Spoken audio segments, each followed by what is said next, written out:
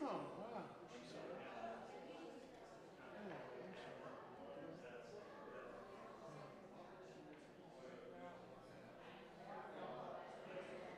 Huh. Huh. That's too bad.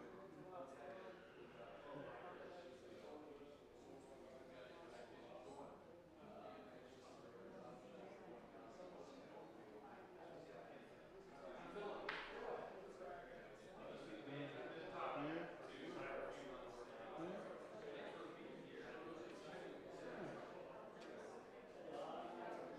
Yeah. Yeah. You know that, didn't you?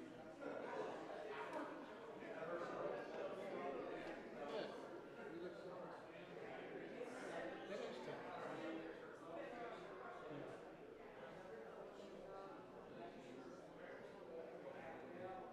Oh, oh yeah. Yeah. Good. Yeah. Yeah. Well, good, kid. I'll pray for you. Keep you in prayer. Yeah. Good.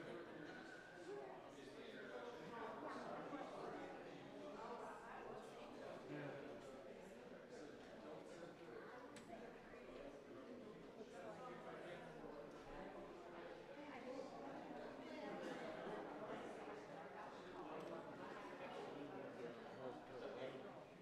Yeah. Her mom did. Yeah. Yeah. She lived over there at Hunterton. Upstairs, or downstairs, actually. Where I live. Her mother died, lived in Bolivar. She was sick in there. In and out. It's good. And her dad's visiting her. I said, oh yeah. Time they're married, yeah. Oh yeah. Spouse leaves another one. That's what happened to me. Came in wedding.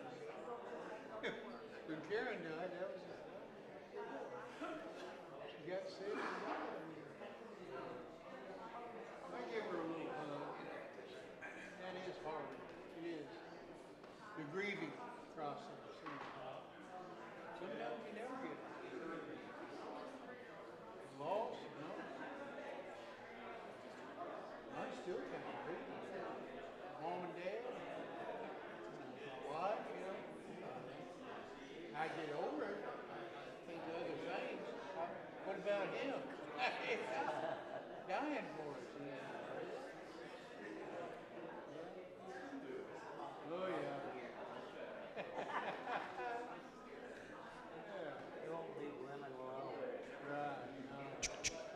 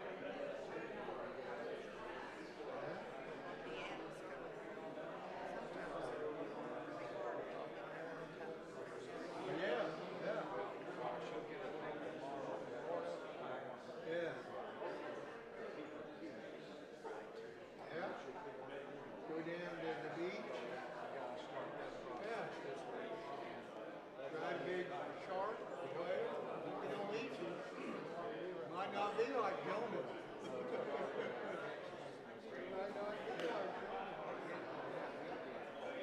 That was back in the day. He might feed you. Yeah. I'll feed you for a meal. Yeah. David? Yeah. We're praying for Michael, bro. Yeah.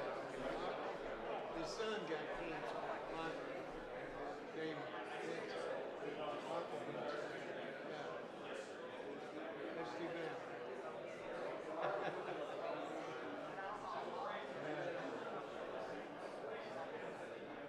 Be careful of his beard. Yeah. You'll be all right. You'll be all right. Yeah.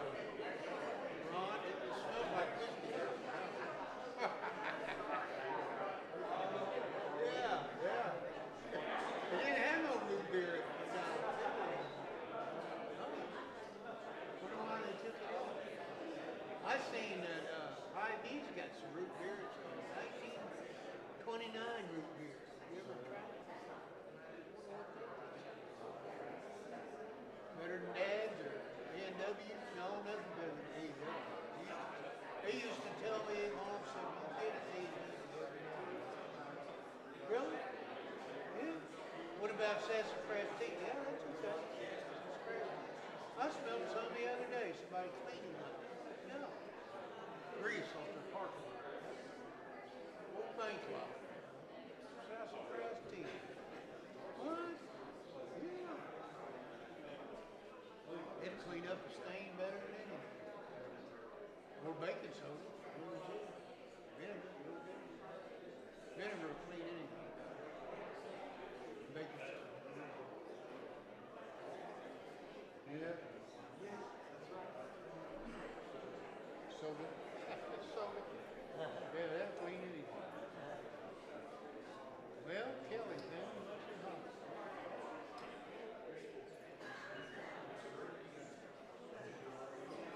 Kelly goes to me.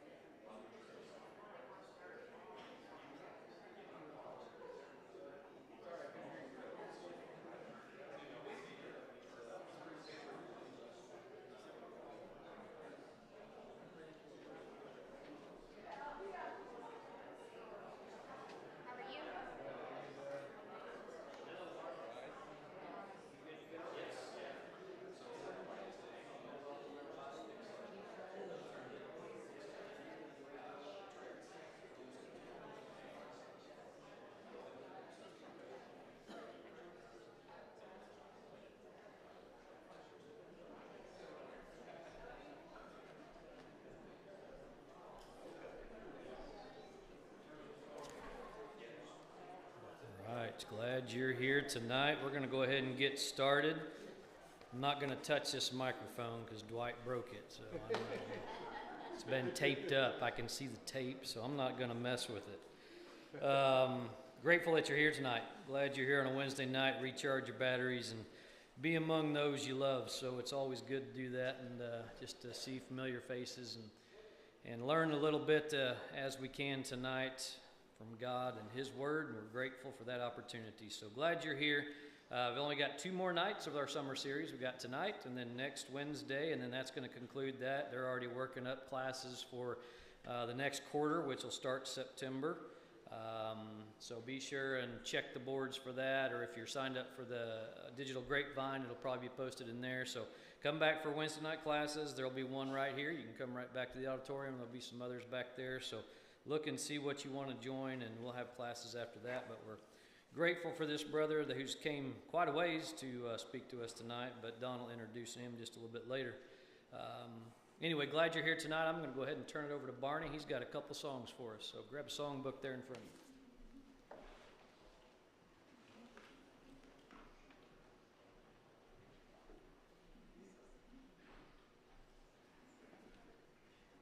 Let's start out with There's a Royal Banner, 671. 671. I've got two more songs that's kind of like last week, are mission-minded.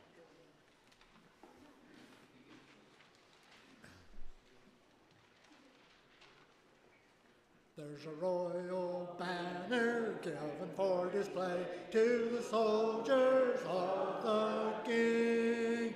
As an ensign fire we lift it up today, while its ransom one we sing. Marching on, for Christ count everything but loss. For the King and sing neath the banner of the cross. Over land and sea, wherever men may dwell, make the glorious tidings known of the crimson banner. Now the story tell, while the Lord shall claim his own. Marching on, for Christ count everything but loss, and the crown you keep, toil and sing, neath the banner of the cross. When the glorious crown is drawing very near, he is rising day by day. Then before our King the things disappear, and the cross the world shall sway. Marching on, for Christ count everything but loss, and the crown him give, toil and sing, neath the banner of the cross. I guess this is a song we don't sing too often because they've changed the words from what I know. 522. 522. Onward, Christian soldiers. 522. Let's sing first, second, third, and the last verses.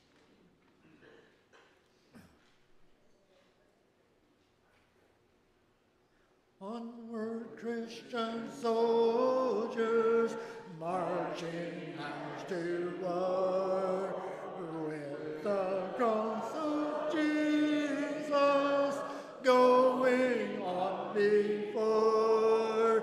Christ the royal master leads against the foe, forward into battle, see his banners go. Onward, Christian soldiers, marching as to war,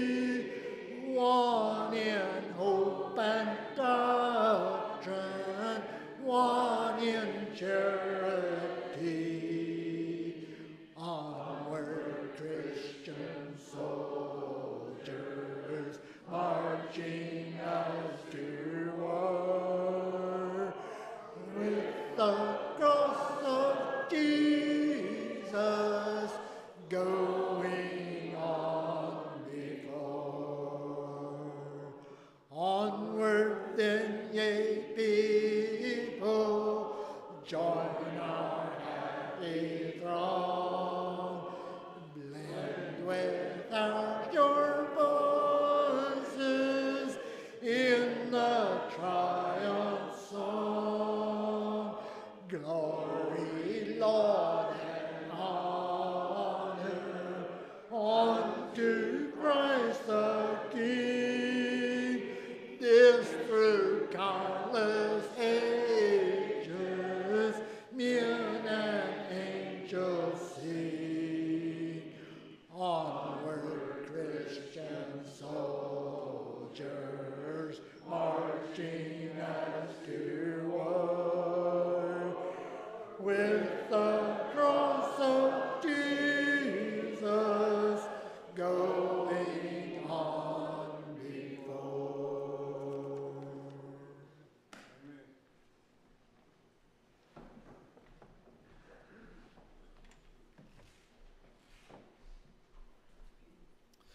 Good evening. I'm very happy to introduce our speaker tonight. Richard and Denise Baggett have come to speak to us. Richard is the strategic advisor to the president of Sunset and has been the strategist and administrator of Sunset's Ukraine Humanitarian Aid Fund since June of 2022. Richard was vice president of Eastern European Mission for over 20 years. Denise was coordinator of the Ukraine Youth Camp program. Richard worked with Sunset in Lubbock, by the way. This gets really confusing when you're talking about the Sunset International Bible Institute and the Sunset Church of Christ in Springfield, Missouri. But Richard worked with Sunset in Lubbock on the Solar Player project, and they did mission work in Ukraine from 2019 to 2022. Richard and Denise have 4 children, 7 grandchildren, and here's the best part, 1 great-grandchild born last week. So congratulations on that. That's great. They now live in Fort Worth, Texas, and continue to be amazed at what God has done and continues to do in Ukraine, even during this unjust war. Our first connection with the Baggetts was 2 years ago, whenever the conflict with Russia and Ukraine started. And this congregation raised $14,000 and sent it to Sunset in Lubbock to help with the refugees and the needs that came as a result of that conflict. So Richard said that we are out telling brethren thank you and to inform them of what has been done with their gifts. And I'm really excited to hear Richard speak to us tonight.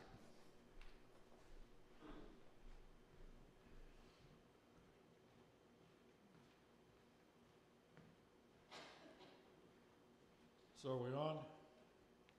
Okay.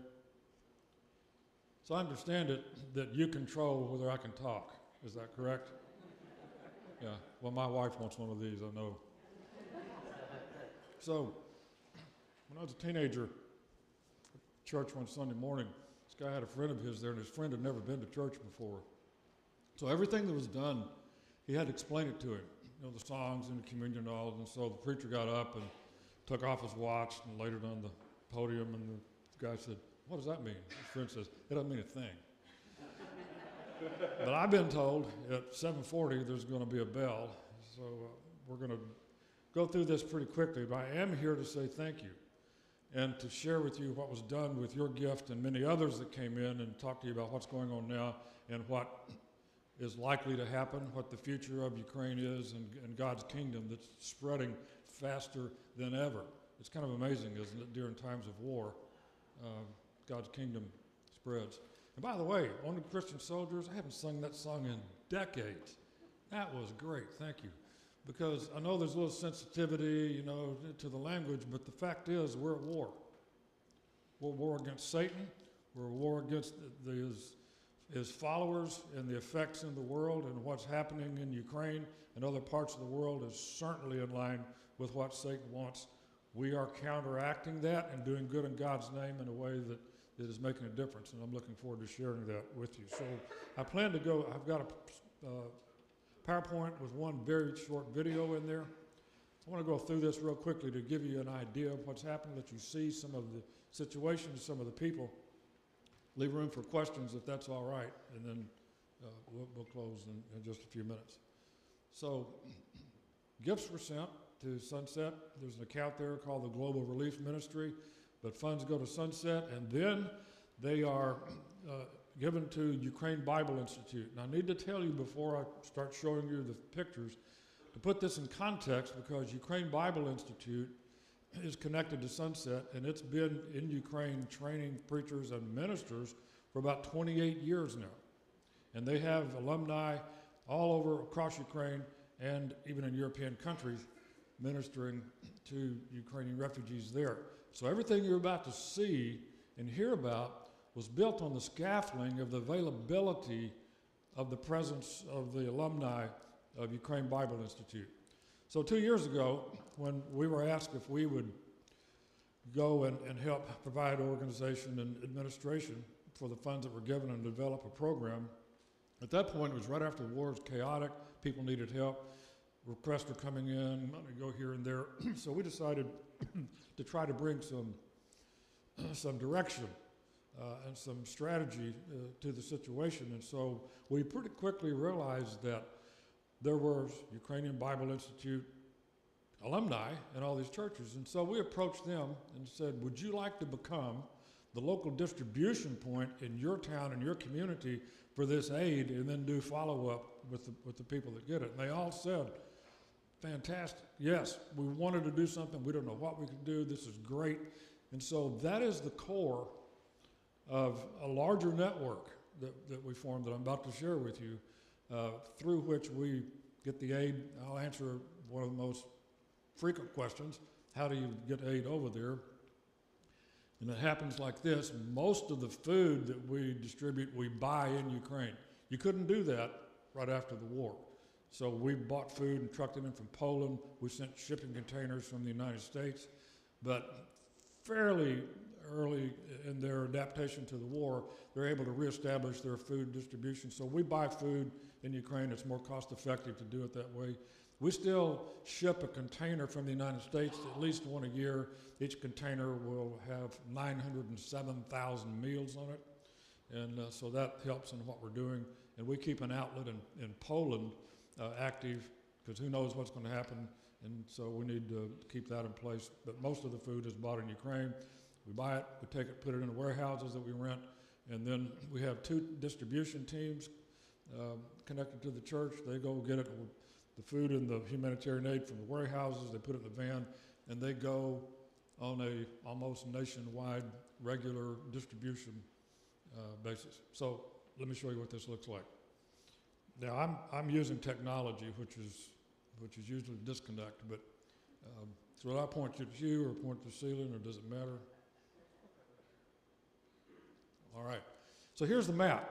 There is about 40 regular distribution points that span the country of Ukraine. Ukraine is geographically about the size of the state of Texas.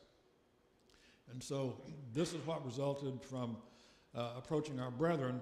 Now, there are some points in there that aren't from the church. They are Ukrainian humanitarian aid organizations that we have worked with for years, and we know the people, and they do great work, and they're honest and effective, like the Children's Rescue Center in Kyiv that takes in child protective services type kids. That's what we'd call them. Taken away from the families because the parents are absent, they're alcoholics, or things like that. And another source of children there, children whose parents have been killed in the war.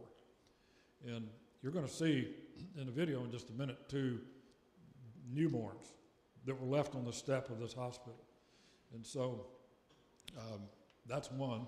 Another is in western Ukraine, in the town of Zhytomyr, there's a relief, I'm not saying this right, it's for older people, refugees that are older, and 90% of the food for them they get from us, through us, and so other places like that. And so these relief agencies are doing good to help their fellow men, but they also not only are helped by us, but they let us come in and teach Bible lessons and talk to them, and whether it's the kids or the older people or whoever. And so there's a spiritual component to every relationship that we have, and it's having an effect. Okay, that's the background. So here we go. short video. Volume, please. The Pozniacki Church and Global Relief Ministry, GRM of Sunset, have been providing food and aid of many kinds for years to the Children's Rescue Shelter that takes in orphans and abandoned children. Because of this war, there are more children who need more help than ever before.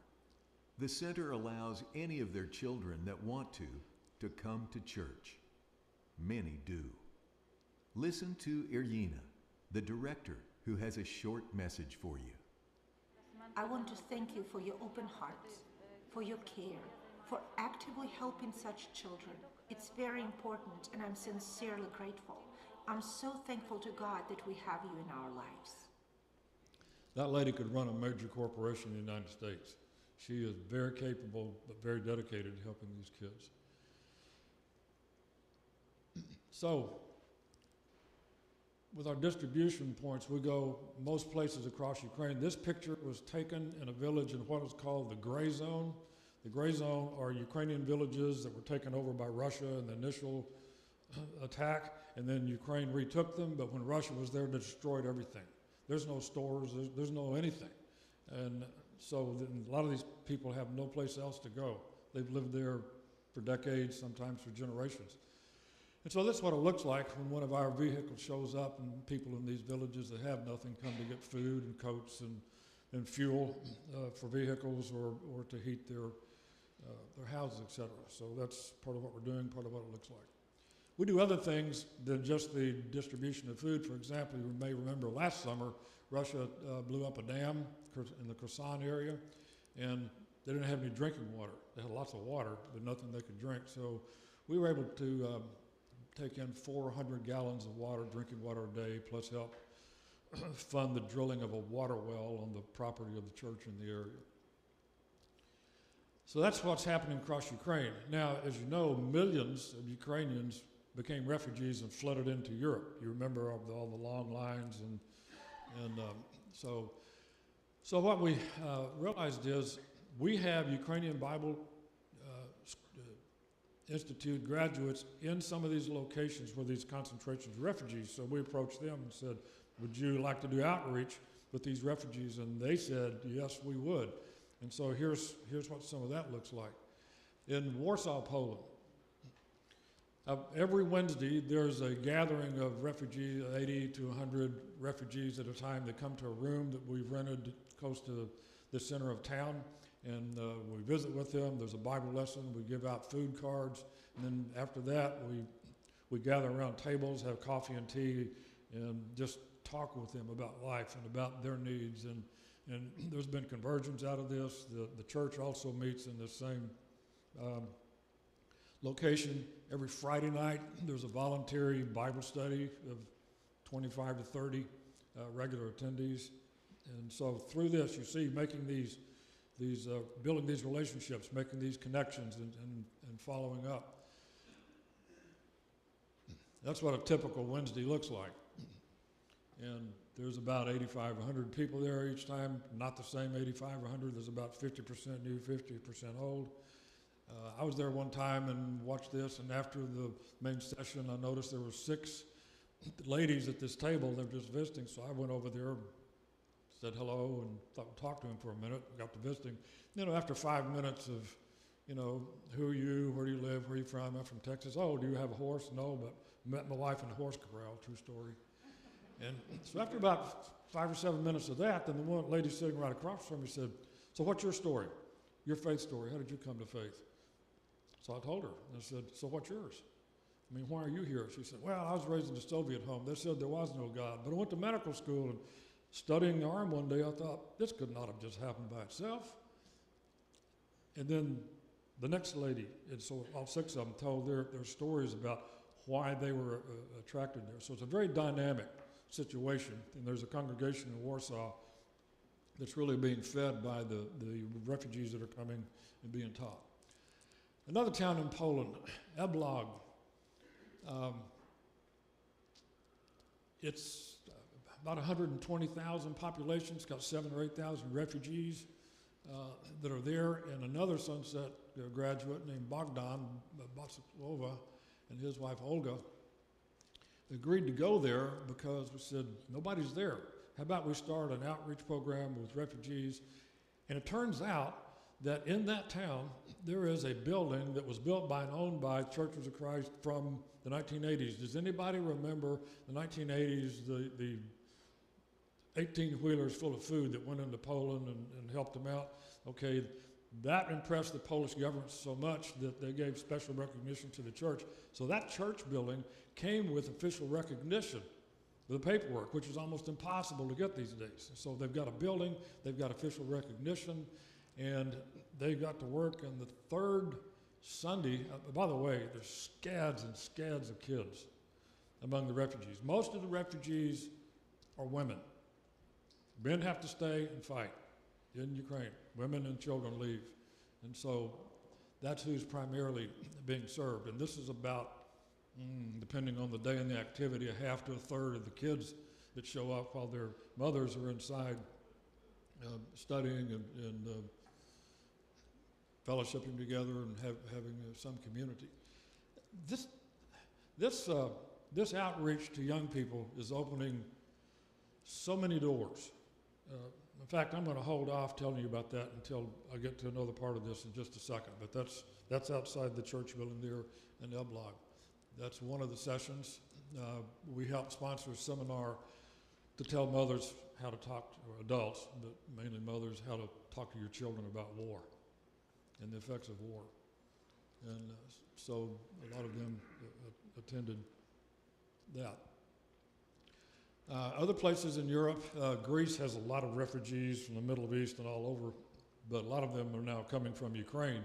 So last summer, Dino Roussos, the native minister there, said, we got a lot of Ukrainian refugees. I'm having this Christian conference, and we would like to invite some of the Ukrainian refugees. Would Sunset, with our fund, sponsor that? So we sponsored 50 Ukrainian refugees, 30 of whom were adults. And out of that 30, last summer, there were 8 adult baptisms so far. These are the first 3. And the man on the left is Leonid.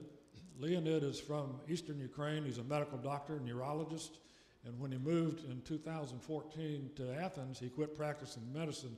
Now he spends full time organizing efforts to do outreach to the refugees, and he specializes obviously with the Ukrainians since he's Ukrainian. And so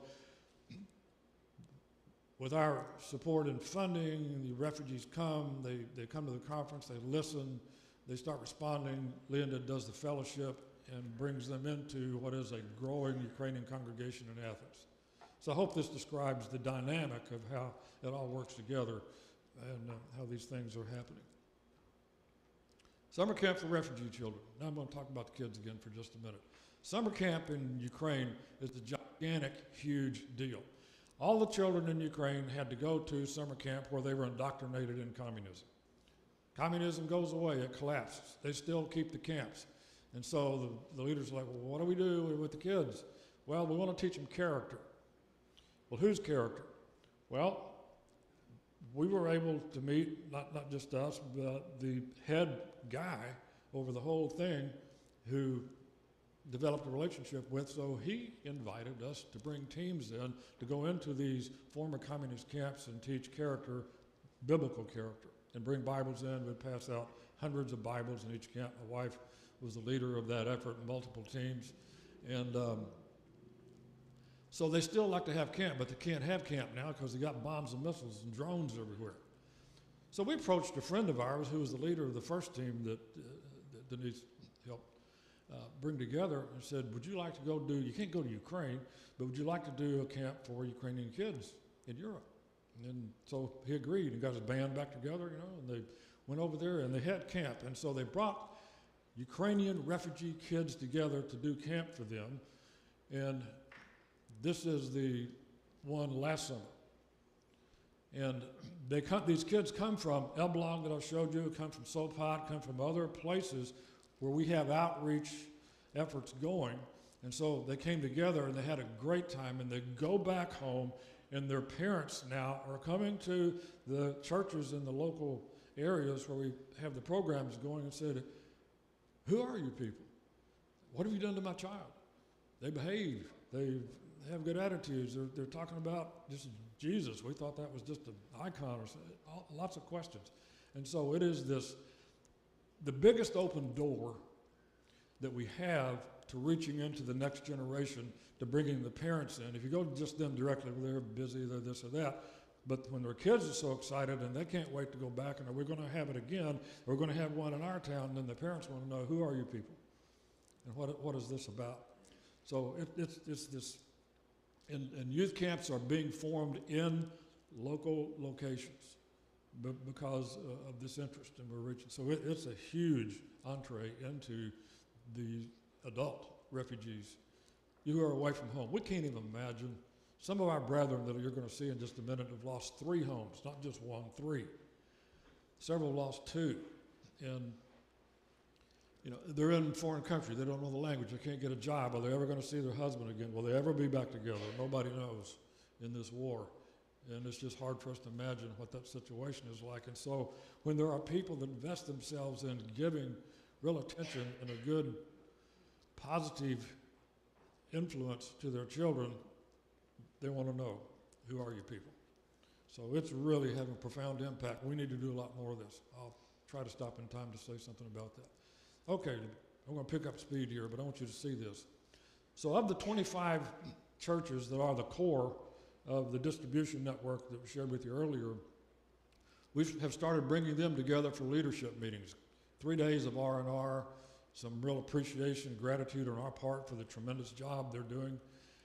And so they come together, and I want to show you what that looks like. On the right, standing up there is Brandon Price. He is the president of Ukraine Bible Institute. These are some of those that were at last year's meeting where 50 leaders came. I'll just let you see your brothers and sisters here.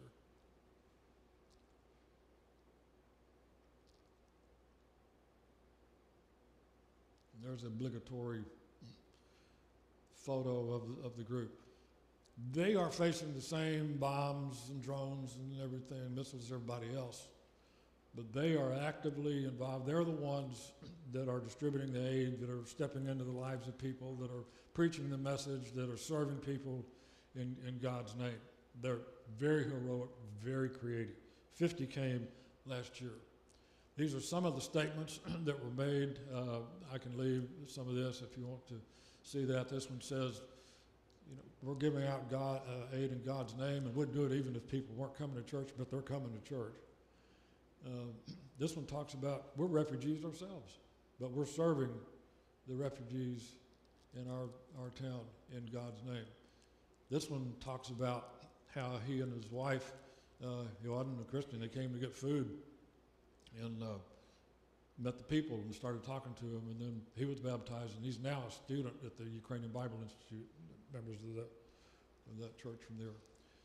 Real quickly, this is back on the Town Bell blog, the lady on the right. She showed up, refugee center. She's the mother of 5 teenage children, the oldest of which is 16. All right, so they don't speak the language, like how do I support them? She's a chief accountant, by the way. Guy on the right's her husband. This picture was made 3 or 4 months ago because he was in the Army, but he had a contract, he had to fulfill his contract, and so when he got through with his term of service, he was able to come. The church there in El Block prayed every Sunday for months for his safety, for they could be reunited as a family. So this was taken at the train station the day that he showed up. And she and her children never miss an event, never miss a service. They come to the camp. And so she's one of 4 women there. There's more than 4, but one of 4 I'm aware of that have told their husbands that when this war is done or whenever there's some settlement, we're not coming there, you're coming here. We found this church, we're staying here, you're coming here. So that's Irina is her name. Okay, let's pick up speed again, real speed. This is this year's leader meeting. We had 102 show up this year, twice as much as last year. And they came from all over Ukraine, through all the air raid alerts and all of that. That's the banner for Ukrainian, or logo for Ukrainian Bible Institute, which, by the way, we had Ukrainian Bible Institute graduation that I'll show you. It's a special couple, Andre and Marina Belconi. Denise hired them to work with orphans early on. Coal miner, former coal miner, and great church planter, my goodness. There's Brandon and Natasha on his left, who's the longtime administrator of Ukraine Bible Institute, translator par excellence. Here they are introducing different groups. A lot of these brethren never met each other, but they come from all over the country. Here they are together, all doing the same kind of thing, so we're introducing them. And there's discussion groups, men and women, then everybody all together, inside, outside. It's very dynamic, very dynamic. That's Stas.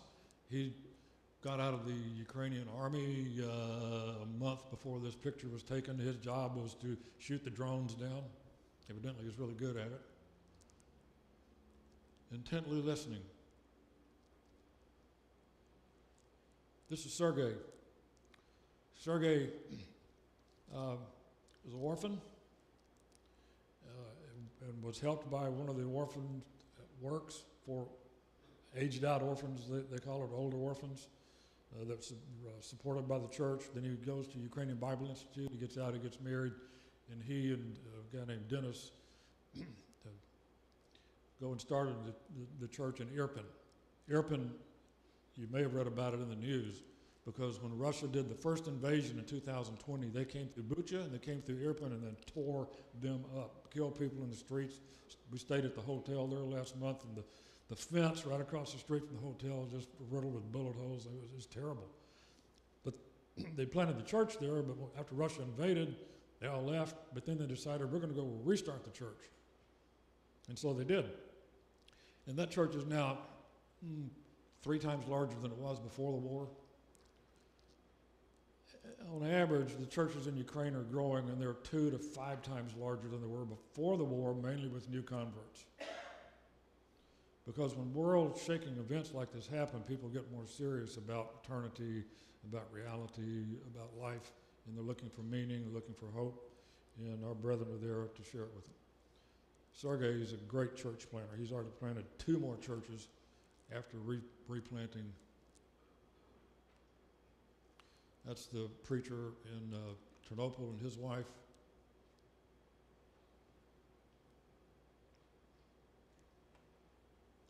That's Zhenya, the son-in-law of Zhenya, the coal miner, one of the great stories of faith in Western Ukraine. Okay, short story here. I don't want to run out of time. I'm getting close. These are the 5 graduates of the Ukrainian Bible Institute for this class. The lady, the female graduate, this time his name is Larissa. Larissa was an addict. Larissa used to have full orgies in her living room while her young daughter would sit on the windowsill and be aware of that. And her young daughter, whose name is Christina, tells us that she'd just sit there day after day and look out the window and wonder, is there a better life for me somewhere, anywhere? Then a friend of hers, who was a member of the church, invited her to come to church, and she went. She loved it. She became a believer. She married one of the staff guys at the Ukrainian Bible Institute.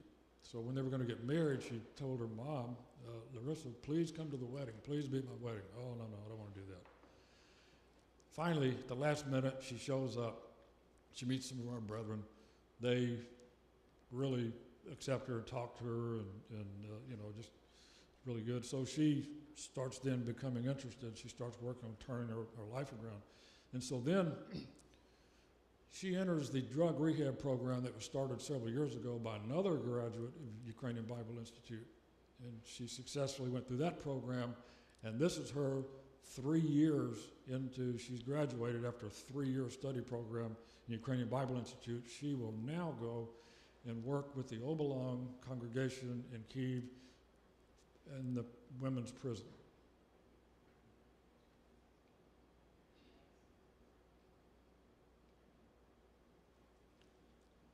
That says it all. And I'll share this with you as I stop to take questions. But the providing of the humanitarian aid and the follow-up that you helped so much with has proven itself to be the #1 driver of growth of the kingdom in that part of the world. because it brings so many people in, so many contacts, so much trust is developed, so many conversations take place because of it. And so what you helped with your gift 2 years ago, is a part of opening the door, the biggest that it's ever been opened over there, and we feel like we're just getting started. And these are just some of the stories. Okay. Prayer at the service. Close it out. Letters and tell you about later. There's the whole group, over 100 this year. That's one of the widow ladies that gets our food. So I'll end with this. The war's not over. A few weeks ago, less than a month ago, there was a missile, Russian missile that hit the Children's Hospital in Kyiv. It's the hospital that serves children with cancer and heart problems, some of the worst children's diseases. It was on purpose, by the way. It wasn't an accident. And so the war's not over. And the opportunity to do good is not over. So that's what I'd like to focus on, because we have designed the program asking ourselves, what's going to be in place for the kingdom in a generation? What are we doing right now that's going to reach the most people to expand the kingdom the most while we're doing good in God's name? So that's a principle that's driving us. Most of the funds that were given with your gifts and a lot of others early on, they've dwindled. They're not all gone, but they're dwindling, and we can tell that, don't remember if I told you the level that we've got to, but we're able to provide enough food to feed over 7,000 people a day across the nation of Ukraine, plus all the other outreach. And so to keep that level going, we're going to need to become involved in a successful gathering of more resources to keep this going. That's the 100-yard dash. So I hadn't heard a bell, although the clock says ought to, but while we're waiting on the bell, are there any questions that you have? And I'll be around after, we will both be around afterwards if you want to come and ask us a question, but anything you'd like to know right now? I'm sorry? Yes, they speak two languages in Ukraine. It's Russian and Ukrainian. And Russian is spoken mainly in the eastern part, and Ukrainian in the western part. Ukrainian is officially becoming the official language. It's being taught in school now, only starting in lower grades and progressing that way. So everybody understands Russian, but they insist on speaking Ukrainian, and we're working that direction.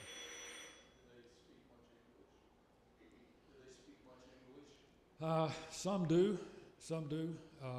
We spent every Friday night when we were living in Kyiv, just about every Friday night, meeting with university students and young professionals who wanted to practice conversational English.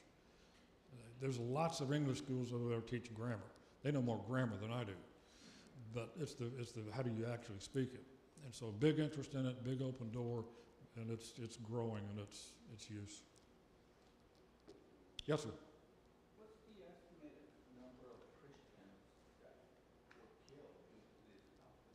Of Christians that were killed? I don't know that answer. And accurate answers on the number of war deaths and all that are hard to get because, they try to shape perception. That there have been members of the church killed. Just walking down the street, and here comes an artillery shell.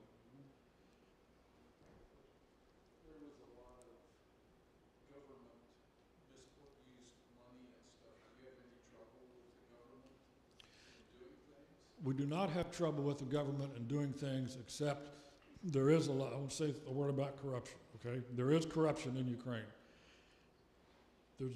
But they're better than they were. They're very serious about getting rid of that and being a country of laws. That's part of what got them in trouble.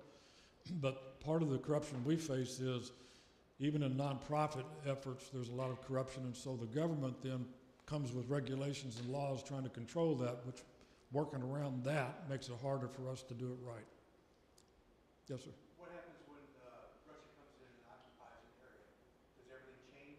Do they provide assistance? Do they change the laws? Do they change being able to worship or anything like that? What happens when Russia comes in and takes over part of Ukraine? They Yeah, when they occupy the parts of Ukraine that they occupy, they totally control it. They consider it part of Russia. They tax the citizens, and they take the children and ship them off, take them out of their families, and ship the children off to Russify them. If you want book, chapter, and verse, that's really going on. And a lot of people don't believe that because, like, oh, really? In the 20th century, people are doing that, this kind of genocide? They are. This is all out genocide. Oh, yeah. So we asked Natasha, said, can you give us some idea about how many baptisms we've had out of the distribution? So this is an incomplete number because we don't have all the results in yet, but we know of at least 120 that are baptisms that are a direct result of the aid distribution that we've been involved with, that you help provide the funds for. So again, that's an incomplete number because not all the reports are in yet. But and many more visitors are reported than that, people that are in the process of understanding and studying. Are the Ukrainians conscripting young men and boys into the military? Are they conscripting? Yes. They have a strange, in my opinion anyway, conscription situation, but they are in a drive right now to gather military-age guys and get them into the military. So much so that some of the preachers have been taken out of church activities, have been taken, and it's caused, we have to work harder to work around our distributions because some of our guys are concerned about being too out in public because they don't want to get nabbed, those that aren't in the Army yet. Okay, so we'll be here if you want to come up and say, you know, I've been thinking, or I read or heard this, or if you want to know some more, what's behind all this, any of that kind of stuff. So I'm about to, was asked if I'd lead a prayer to close this session, which I'm glad to do. I just want to say one more time. It's beyond our capability, at least mine, to communicate with you what a difference what you have done has made. It's not only kept some people alive, it's not only given them all kinds of hope, it has helped them know that God is real. The question we get more than any other question is, so where's God with all this happening? Where's God? Most of them don't ask that in a derisive way. What they're really asking is there any hope? Is there any hope? We say yes. Yes, there is. We're a very small and very inadequate representation of that, but we're here in God's name because there are lots and lots of people in America that believe in God that helped this to happen, for us to be here for you. So, thank you.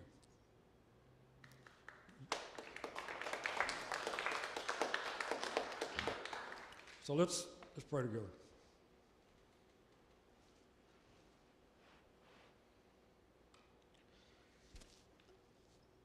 So, Father in heaven, we're gathered in your name. We're grateful that you have allowed us to be part of your presence in the world. We're sorry that there are people in the world that created in your image who given themselves to evil, that they would hurt innocent people like they are. So we pray you're moving in the affairs of the world. Sometimes things are very confusing to us, but we know that you're there. We know that sometimes you even use us to get your will carried out.